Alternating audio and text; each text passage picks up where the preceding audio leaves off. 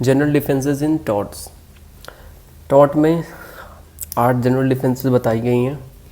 First है voluntary non fit injuria, second है plaintiff the wrong doer, third is inevitable accident, fourth is act of God, fifth is private defence and sixth is mistake, seventh is necessity and eighth is statutory authority. आठों को discuss करेंगे आगे case law के साथ, ताकि आपको notes की ज़रूरत नहीं है। हमारे वीडियो आप देखिए, इसमें नोट्स की कभी ज़रूरत नहीं पड़ेगा। General defence, when the plaintiff brings an action against the defendant for a particular torts providing the existence of the essentials of the tort, the defendant would be liable for the same. Okay. There are some general defenses which may be taken against action for number of wrongs. First, voluntary non-fit injuria. Second, plaintiff wrongdoer. Third, inevitable accident. Fourth, act of God. Fifth, private defense. Sixth, mistake. Seventh, necessity. Eighth, statutory authority. ये सारे एक एक करके discuss करेंगे। Voluntary non fit injuria क्या होता है? When a person gives consent to the infliction of same harm upon himself, he has no remedy for that in tort. उसको कोई रेमेडी टॉर्ट में नहीं होता। अगर उसने अपने बचाव का खुद ही कंसेंट दे रखा है तो कोई टॉर्ट में किसी तरीके की रेमेडी उसे नहीं मिलती। अगर किसी तरह का नुकसान हो जाता है उसे, तो उसकी अगर किसी तरह की लॉस हो जाती है उसकी, तो कोई डिफेंस नहीं है। In case of the plaintiff voluntarily agrees to suffer. Voluntarily मतलब विलफुली एग्री करता है वो कि हाँ मैं इस चीज़ के लिए कंसेंट हूँ, अगर कुछ होता है मेरे को तो मैं उसके लिए लाइबल हूँ, उसके लिए कोई और लाइबल नहीं है। And is considered success as a good defence against him. No man can enforce the right which he has voluntarily waived or abandon the consent suffer may be expressed or implied. Okay, as a spectator आपने match देखने के लिए गया अपने field में, तो वहाँ पे क्या होता है कि बहुत सारे लोग होते हैं दर्शक जो कि मैच देखते हैं। अब किसी ने एक छक्के मारे और आपके सर पे आकर गिर गया और जिससे आपकी हेड इंजरी हो गई, तो उसके लिए आप ये सू नहीं कर सकते। इट्स मोरल ऑब्लिगेशन उनकी होती है कि आपको वो ट्रीट करवाएंगे। उनकी कोई ड्यूटी नहीं होती कि आपको मतलब उसके लिए रिमेडी दें। आप कोर्ट जाओगे आपको कुछ नहीं मिलेगा, क्योंकि आपने पहले ही अपनी कंसेंट दे रखी थी। Hall versus Brookland auto racing club. Hall versus Brookland Auto Racing Club. The plaintiff was a spectator at a motor car racing held at the Brookland on a track owned by the defendant company.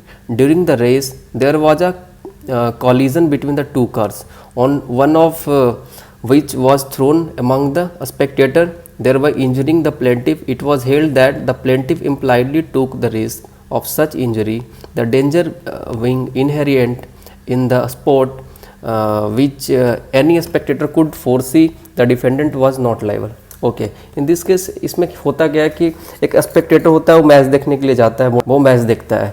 अचानक क्या होता है, दो जो होती है track से हटकर दोनों आपस में कोलैप कर जाती है, और कॉलिजन होने के बाद दोनों में क्या होता है कि एक जो कार होता है वो जाकर स्पेक्टेटर के साइड में चला जाता है, जिससे एक की इंजरी हो जाती है। ठीक है, अब उसके लिए डिफेंडेंट लाइबल है कि नहीं, तो इसमें यह ठहराया गया कि इसमें डिफेंडेंट लाइबल नहीं है इस केस में। आगे आते Padmavati versus Dugganaika. While the driver was taking the jeep for filling petrol in the tank, two strangers took lift in the jeep. Suddenly one of the bolts fixing the right front wheel to the axle gave way, topping the jeep. The two strangers were thrown out and sustained injury, and one of them died and consequence of the same. It was held that neither the driver nor his master could be liable, firstly because it was a case of sheer accident, so, and secondly the strangers had voluntarily got into the jeep, and as such the private car लेकर जा रहा होता है और अपने car या jeep लेकर जा रहा होता है पेट्रोल भरवाने के लिए। जैसे पेट्रोल, दो स्ट्रेंजर मिला लिफ्ट के लिए, उसने स्ट्रेंजर को बैठा लिया अपने कार में। अब आगे जाया, आगे से कुछ बोल्ट या कुछ आगे राइट हैंड साइड से कुछ खुलकर उसके पीछे जाती है और वो लग जाती है उसे, दोनों गिर जाता है और उसमें से एक की मृत्यु हो जाती है, वो मर जाता है। अब आगे क्या होता है कि उसके लिए लाइबल है या नहीं लाइबल है, कहा कि नहीं, वॉलेंटरली उन लोग जो जीप पे चढ़े थे वो वॉलेंटरली चढ़े थे, विलफुली। राजन वर्सेस मॉलर हॉस्पिटल का भी एक केस है।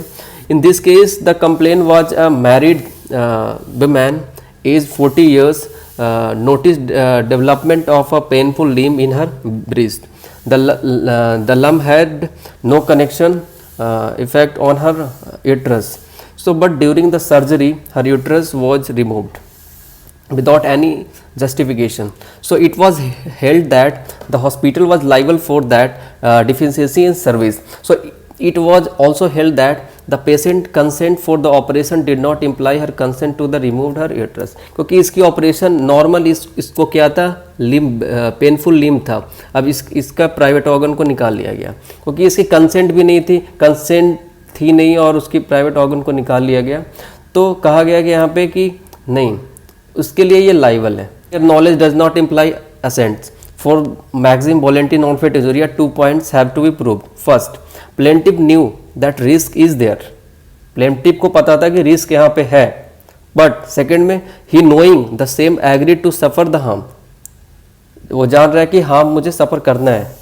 हाँ, if only first of this points is present, that is there is only the knowledge of the risk, it is more defense because the maxim is voluntary non-fit injuria, merely because the plaintiff knows of harm does not imply that the assent to suffer it. Smith versus baker का case आप खुद से पढ़ लेना, और Dan versus Hamilton का case की अगर बात करें तो डैन वर्सेस हैमिल्टन का भी केस बहुत प्रोमिनेंट केस है। इसमें क्या होता है कि a lady knowing that the driver of a car was drunk chose to travel in it instead of the obvious due to the driver negligent driving on the accident was caused resulting in the death of a driver himself and injuries to the lady passenger. In an action by the lady passenger for such injuries against the representatives of the driver, the defense of the voluntary non-fit injuria was pleaded, but at the same was rejected and lady was entitled to claim the compensation when the plaintiff consent to take some risk. The presumption is that defendant will not negligent. ये यहाँ पे सही बोला। इसकी भी limitation है, जैसे rescue case की अगर बात करें या फिर by the unfair contract terms की बात करें, ये नहीं है, पर रेस्क्यू केस को आप ध्यान में रखिएगा। आगे चलते हैं। आगे है, in spite of the fact that the plaintiff has consented to suffer the harm, he may still be entitled to his action against the defendant in these exceptional situations. Hence versus Harwood, ये case आप खुद से पढ़ेंगे, अभी time बहुत कम है। Voluntary non fit injuria and, अगर दिक्कत होगा इस केस में तो आप बता दीजिएगा, मैं इस केस पे भी वीडियो बना दूंगा। Voluntary non fit injuria and contributory negligence को डिस्टिंग्विश किया है। Voluntary non fit injuria is a complete defence. In the case of the contributory negligence is based on the proportion of the fault in the matter. In such case, therefore, the damages which the plaintiff can claim will be reduced to the extent the claimant himself was become for the loss. Voluntary non-fit injuria एक complete defense है. In this case, the contributory negligence is based on the proportion of the fault. Defense of contributory negligence, both the plaintiff and the defendant are negligent. Contributory negligence के case में दोनों plaintiff और defendant की दोनों की गलती होती है, क्योंकि ये कंट्रीब्यूटरी नेग्लिजेंस है।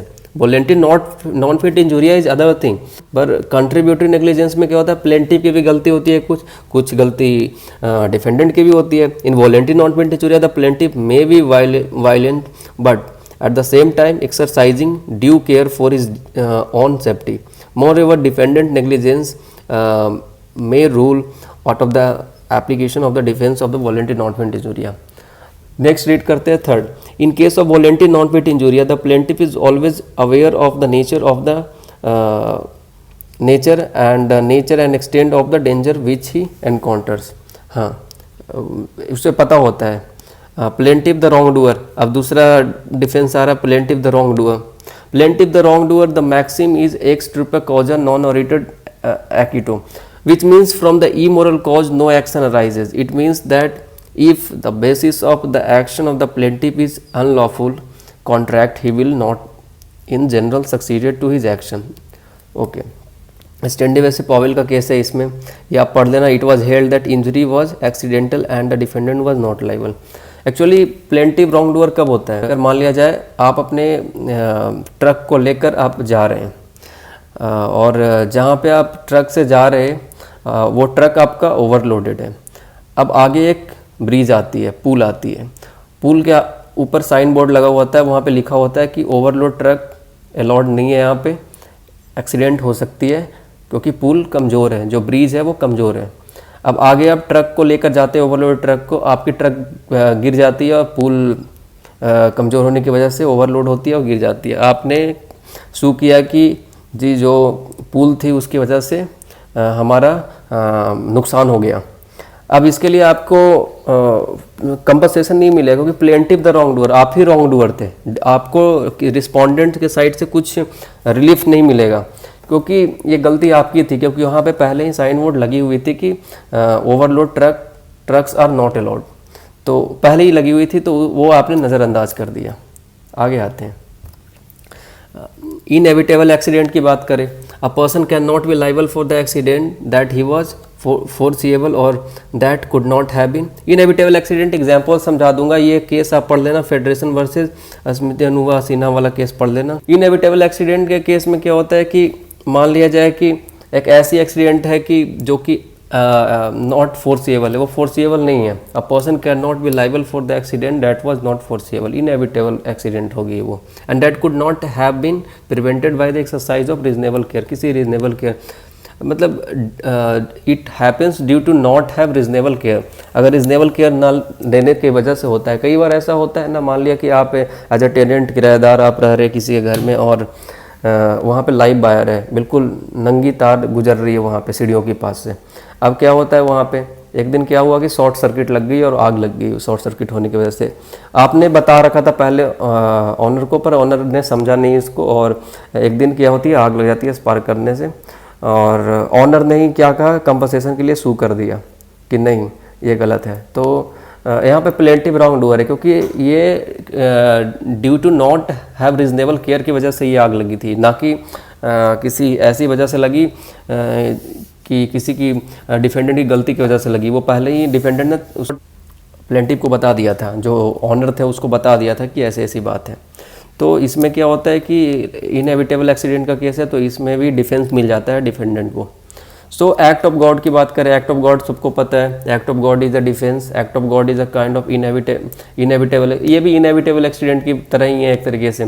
So the different is that in the case of act of God the resulting loss arises out of the working of the natural forces. ये नेचुरल डिजास्टर होता है, नेचुरल फोर्सेज होता है। अब क्या होता है, टू इंपॉर्टेंट एसेंशियल्स भी दे दिया, आपको आसानी से समझ में आ जाएगा।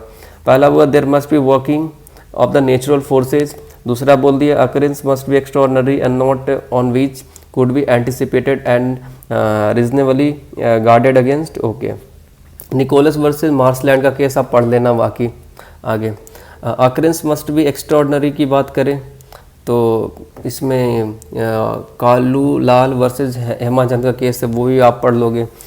Private defence the permits the use of reasonable force, private defence में आप रीजनेबल फोर्स यूज कर सकते हैं। एम गंगन का केस है, the defendant a land owner has laid some live electric wire on his land, the plaintiff while crossing it at 10 PM in order to reach his own land received a shock from the wire and sustained injuries.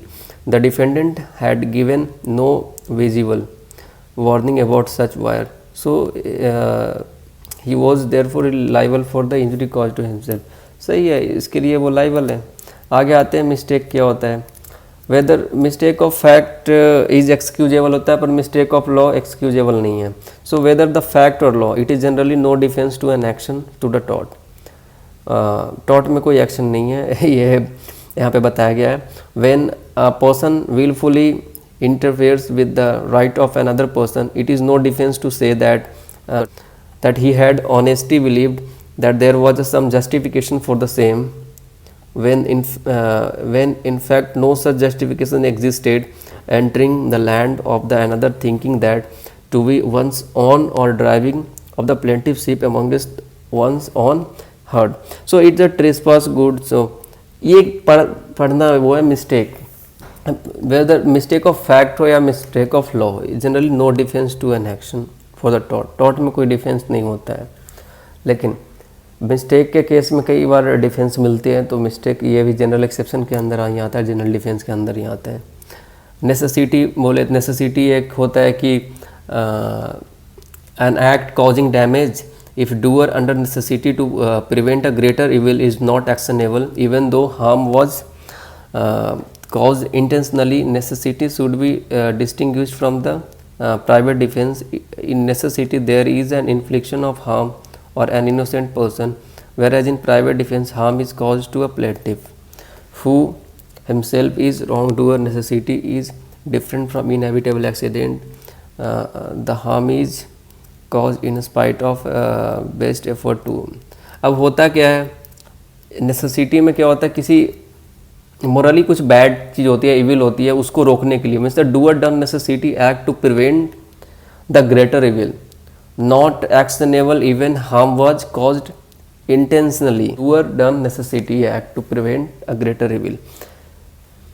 Greater evil को prevent करने के लिए, जो कुछ बहुत बड़ा बुरा होने वाला है उसको प्रिवेंट करने के लिए अगर उसने किसी का लॉस कर दिया, किसी चीज़ का डैमेज कर दिया, तो उसके लिए वो लाइबल नहीं है, चाहे तो वो इंटेंशनली किया होगा। मान लिया आपकी शिप है, आपकी शिप में 50 लोग हैं, ठीक है, 50 लोग बैठे हुए हैं, सामने से एक बोट आ रही है, ठीक है, और सामने से एक और बड़ी सी शिप आ रही है। अब आपको शिप आगे करना है, अगर आप शिप को आगे नहीं करते तो दोनों जो बड़ी शिप है, दोनों आपकी शिप और आगे आने वाली जो शिप है, दोनों आपस में टकरा जाएंगी और एक्सीडेंट हो सकती है, बहुत बड़े पैमाने पे लॉस हो सकता है। आगे जो छोटा सा बोट है उस आप सोचे कि मैं जब आगे करूँगा तो एक ही की नुकसान तो एक का ही होगा, तो आगे जैसे शिप किया, जो उसमें जो बंदा चला रहा था वो गिर जाता है। तो वहाँ पे क्या होता है कि बहुत बड़ा नुकसान नहीं होता, मतलब to prevent the greater evil आपने कुछ एक्शन लिया, even harm was caused in intentionally, पर आपने एक्शन लिया, वो कोई बहुत बड़ा डैमेज नहीं है, क्योंकि अगर वो आप नहीं करते तो इधर बहुत बड़ा डैमेज हो जाता। वैसे ही स्टैट्यूटरी अथॉरिटी एक अथॉरिटी, अगर आपने किसी चीज़ को इलीगल कंस्ट्रक्ट किया है और स्टैट्यूटरी अथॉरिटी आती है, बॉडी आती है गवर्नमेंट के, और उसे तोड़ना शुरू कर देता है, तो आप कोर्ट नहीं जा सकते कि इन्होंने मेरा ये तोड़ दिया तो ये हमारी राइट है, हमारी प्रॉपर्टी है, डैमेज कर दिया, तो आप नहीं जा सकते। अगर आपने अपने घर का ही इलीगल कंस्ट्रक्शन करवा रखा है तो ये स्टैट्यूटरी बॉडी है, अथॉरिटी है, वो आकर तोड़ सकती है, क्योंकि ये गाइडलाइन गवर्नमेंट के द्वारा होता है, स्टैट्यूट में फॉलो की जाती है, तो आप उसके लिए वो नहीं बोल सकते। बाकी आप पढ़ लेना इसमें। स्टैट्यूटरी अथॉरिटी में वॉगन वर्सेज ये वाले केस है, स्मिथ वर्सेज ये केस है, आप इसको भी एक बार देख लेना। बाकी इसमें पूरी बता दी गई है जो केस मैंने पहले वो उसमें। So thank you.